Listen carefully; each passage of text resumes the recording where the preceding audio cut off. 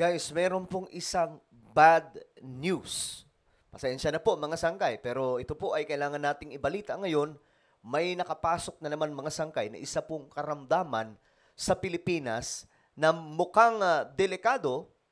Galing po ito sa ibang bansa mga sangkay at ngayon pinag-iingat po ang publiko and I hope makarating po ito sa bawat pamilyang Pilipino nang sa ganun makapag-ingat po tayong lahat.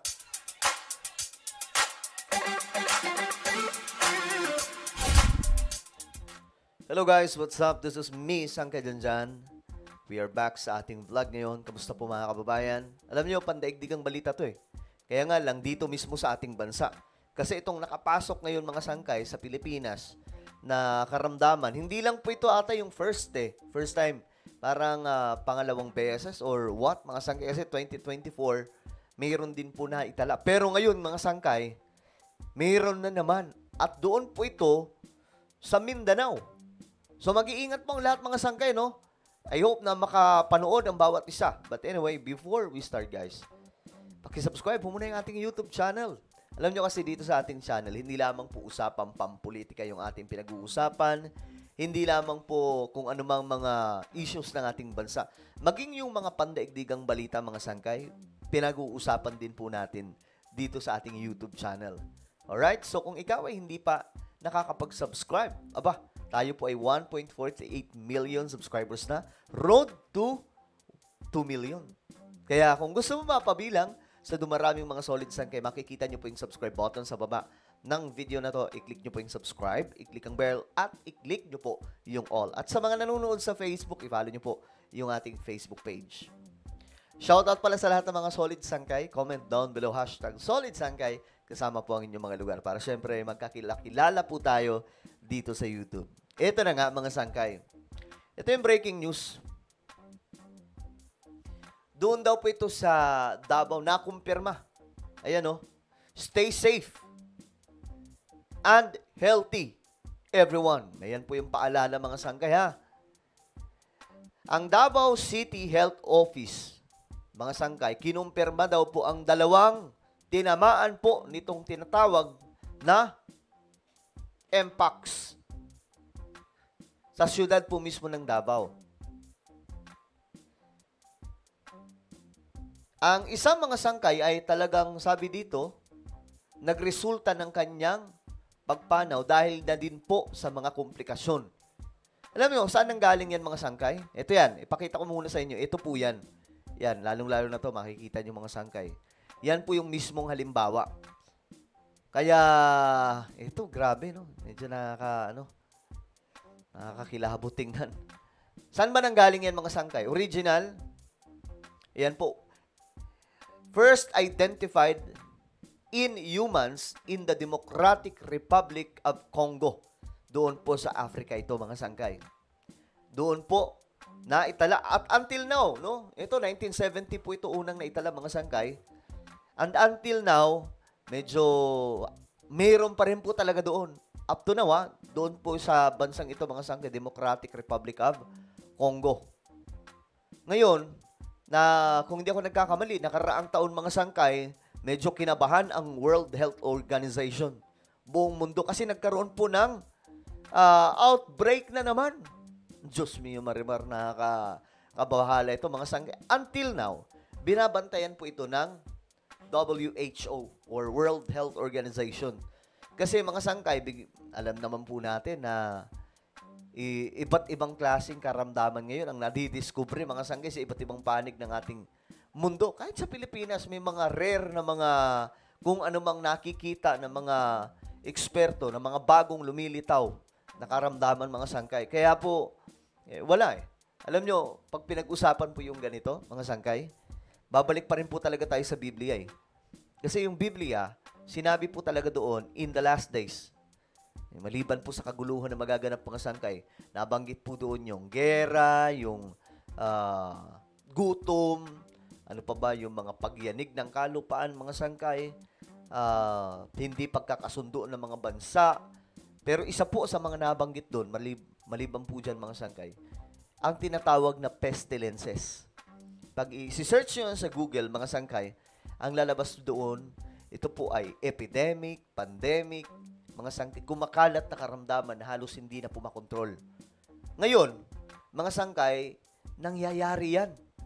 Alam nyo, pag mag-research kayo sa Google, makikita nyo po doon, mga sangkay, ang lista ng napakaraming iba't ibang klaseng karamdaman, taon-taon lumilitaw.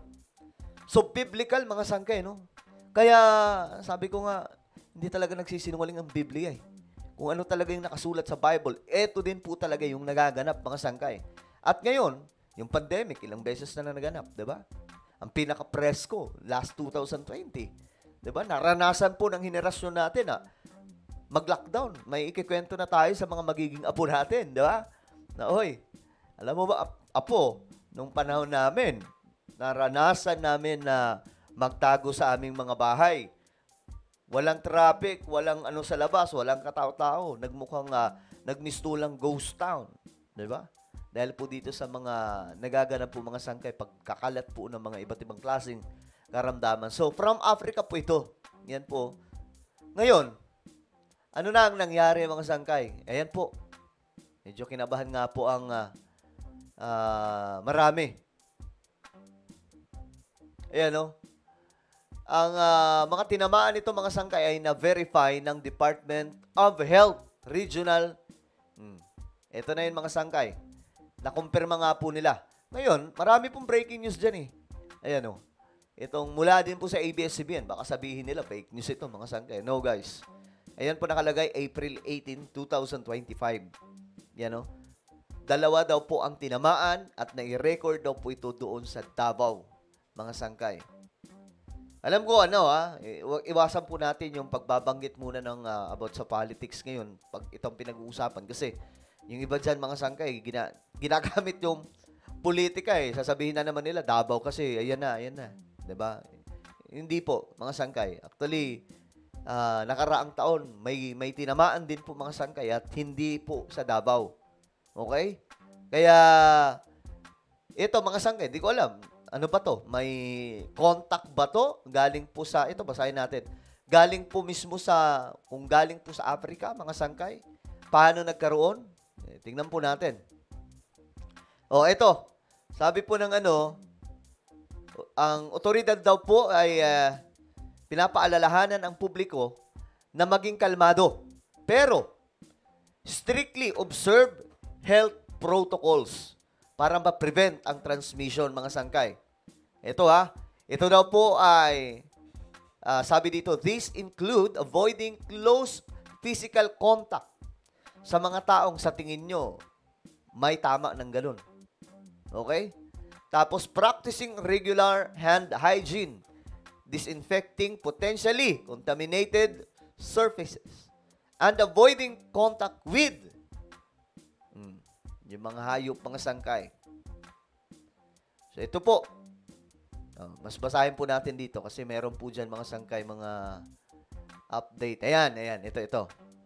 Ito yung paano maiiwasan natin, mga sangkay. Basahin natin. Ako, di naman po ako doktor, pero madali lang naman po ito ipaalala sa lahat, mga sangkay. Babasahin lang po natin. Number 1. Avoid close and intimate skin-to-skin na contact, mga sangkay. Kasama po yung sexual contact. Kissing, hugging, cuddling with individuals who are, alam nyo na yun, yung sa tingin yung mayroong suspecha na tinamaan, mga sangkay. Observe frequent and proper hand hygiene with alcohol. Yan, sino may mga alcohol dyan? Gumamit daw po lagi, mga sangkay. Ensure that objects and surfaces suspected of being contaminated with that, mga sangkay, ay nalilinis. Okay? Tapos, iwasan din daw po, mga sangkay, ang contact sa mga, ba't kaya, sa hayop? Inaano dito, mga sangkay, mammals, ano pa ba? Ito, tingnan nyo na lang, mga sangkay. Pero higit sa lahat, magdasal po tayo, ha? Yun yung pinakamahalaga sa lahat, mga sangkay. Kasi, alam nyo, yung panahon natin ngayon, hindi na po talaga tayo masyadong sigurado sa mga nangyayari, no? Ang dami pong nagaganap ngayon, mga sangkay, na bigla na lang po tayong magugulat. Anong nangyari? So, talagang doble ingat at manalangin po tayo para po sa ating bansa. So ngayon, ayan po, pinag-iingat po ang publiko mga sangkay. Again, ito po ay hindi biro. Ayan po, hindi po yan joke guys. Okay? So mag-iingat po ang lahat. Ano po ang inyong opinion? Just comment down below. Meron po tayong YouTube channel, Sangkay Revelation. Hanapin niyo po ito sa YouTube. Kapag nakita niyo na, i-click niyo po yung subscribe, i-click ang bell, at i-click niyo po yung all. Ako na po ay magpapaalam. Mag-iingat po ang lahat. God bless everyone.